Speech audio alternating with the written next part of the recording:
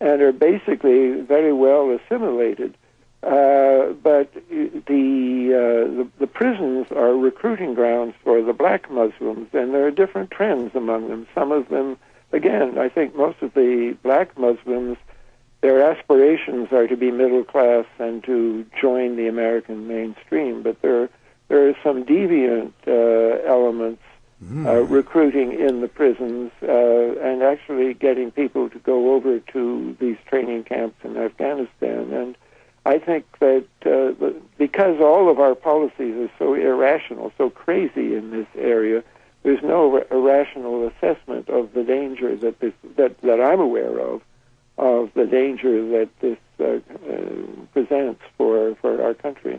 Well, when we come back, I want to get more into drug trafficking with Peter Dale Scott, but also deep government, continuity of government in and around the 9/11 attacks, and what you think the continuity of government system, our private owners, what are they planning for us in the future from the activities you're charting and what they're doing? I mean, I've never seen a buildup this big domestically. I mean, this is massive. It's industrial. It's focused on the average people.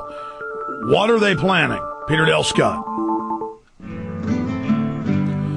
Peter Dale Scott is our guest, really a top academic studying the shadow government narcotics trafficking. But to say government, it's private industry that takes control of government.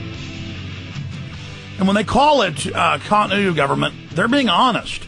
This means continuing the shadow government, continuing the corporate ownership of our government, continuing using it to tax us, regulate us, control us, mining us as really a commodity. And that's what we are to them, a very cheap commodity. Blood is cheap, life is very cheap, and destroying our freedom is foremost, dumbing us down. It's an ongoing corporate takeover of everything, our minds, you name it. So let's get into this shadow government, the continuity government system, and where you see it going, Peter Dale Scott. Well, I actually know very little about continuity of government like everybody else. I think the first thing to understand is it's so secret that even Congress isn't allowed to know what continuity of government means. And we had kind of a showdown, or we should have had a showdown in Congress just exactly a year ago when the Congressman DeFazio, who's on the Homeland Security Committee, he noticed that the president in a national security presidential memorandum number 51 had renewed the state of emergency, and there were some secret annexes which contained provisions about continuity of government, COG. So he asked to see them and was told he couldn't see them. And then his whole committee, the Homeland Security Committee, asked in writing to see them, and we're told that the committee did not have the clearances to see this. Well, when you consider that one of the few things that has been repeatedly said about COG, and it was said way back in the 1980s. They always claim that Congress is involved. Congress is co-equal, but now some shadowy military corporate executive thing says no, no, no. Yeah, I want to say that in the 1980s, the news stories, Oliver North was working on them at that time, and Oliver North had created some enemies in the government, and there were some leaks about COG, and the main leak was that it was plans for the suspension of the U.S. Constitution.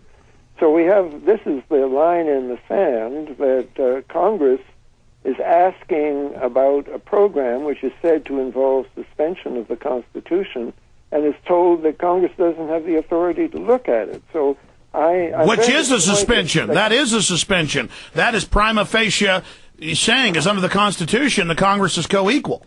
Well, particularly because Congress failed. If Congress had done something about it, maybe we could have got things back on a more level keel and back to normal. But so far, Congress has done nothing about this challenge to its authority, and that's very discouraging for me. It is. Well, I've reverse engineered a lot of what COG's doing, just from interviewing local police chiefs, where the rubber meets the roads, where you pick up the most intelligence. And for at least 30 years, I discovered it 10 years ago, they go to every major police chief and special forces, CIA, Delta Force, and it's always over something innocuous. They corrupt them, and they say, here's $100,000 if you just do me this little favor. And they'll go, well, that's a little bitty favor, just calling the fire chief and asking him to let you do something in an old building. We just want to be your friend. Take the $100,000. And that's how so that's just one little window in. Or in the late 80s, they were doing gun confiscation raids using Marines in police uniforms. Or we learned almost 3 years ago, and it came out in mainstream news a year after I reported it, we got the secret FEMA documents where they recruited 26,000 preachers to give their flock sermons written by FEMA about going to camps, giving up your guns, Romans 13. So what I'm saying is, on the ground, it's everywhere. I mean, they are working like busy bees, not just with Hollywood scripts or TV propaganda, but I mean, they're everywhere engaging in hardcore criminal activity. Well, some of what you talked about actually antedates this current COG planning that I'm talking about.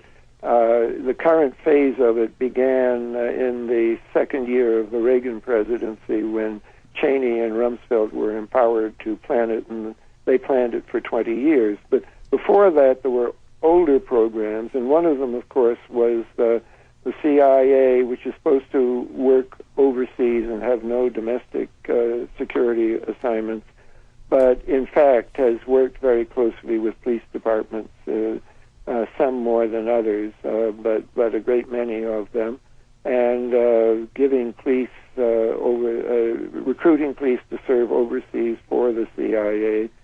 So there's a great deal going on that we only get little glimpses of.